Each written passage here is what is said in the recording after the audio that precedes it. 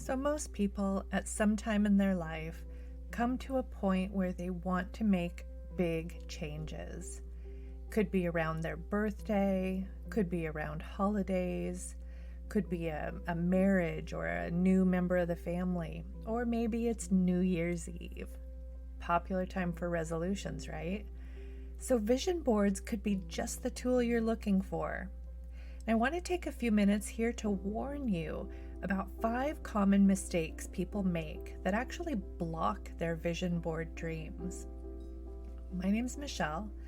I'm a law of attraction coach, and I'm getting ready to teach a workshop on vision boards. And as I was going through the materials, it just seemed like there are really some good tips on the best process you can follow for success, and also the pitfalls you really need to watch out for. So stay tuned to the end for a bonus. Might actually be the biggest mistake we see people make. Now, vision boards might seem like a super easy idea, and in a way, they are. But there's actually quite a few mistakes you can make when creating one. So if you want to boost your chances of success, keep listening. I'll share some of these possible mistakes that you definitely want to avoid. So transforming your life isn't easy, right? You might start out with really high levels of motivation, but it's easy to lose that along the way. Vision boards help you keep sight of your dreams, which increases your chances of achieving them.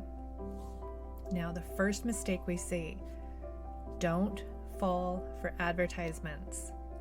Now, a large part of designing vision boards, no matter what the goal is finding pictures you can include on it.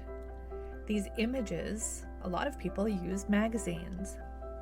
So the problem is, when you're trying to change yourself, the magazines that you'll be using for inspiration could actually sway you and trick you into focusing on goals that aren't really yours. This is because magazines have a lot of ads. They tell you what you need in life. It could be anti-aging products, or where you should travel, or what kind of clothes you should wear, what kind of car you should drive, and the best pair of shoes ever. So make sure when you're finding the images for your board that you're not being swayed by advertisements. Your vision board should only contain the things that inspire you and actually fit the goals that you want to make for yourself. Number 2, avoid using too many pictures. I know, I just said go get pictures. And the right images can make a huge difference to your success, but it's important to not use too many. If you include too many pictures, it can be really overwhelming for your mind. Just like a really cluttered house or a shop with so many things you don't even know what to look at, a vision board with too much going on is going to leave the mind feeling a bit cluttered too. In order to work well, they need to provide focused attention. So the fewer pictures you include, the easier it will be to focus on your goals. Now, real quick, if you haven't already, click the subscribe button to stay up to date with content like this. And if you're curious about the New Year's Vision Board Workshop, jumping into 22 with some power and confidence, I'll put a link in the description below for you. Now, number 3, make sure you're fully clear on what you want. A vision board is only going to work if you know what it is you want. So when setting your goals, make sure it's as clear and concise as possible.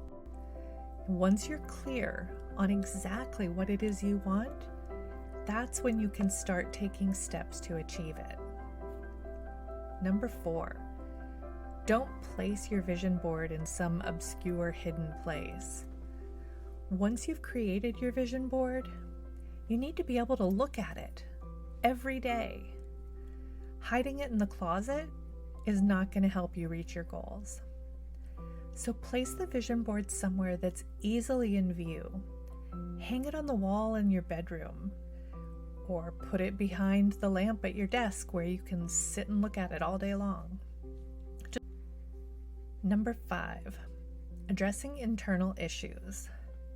So it's great, it's good to have goals, but if you don't address any internal issues you may have, a vision board might not be as effective as it could be. Okay, for those of you who stayed to the end, bonus time.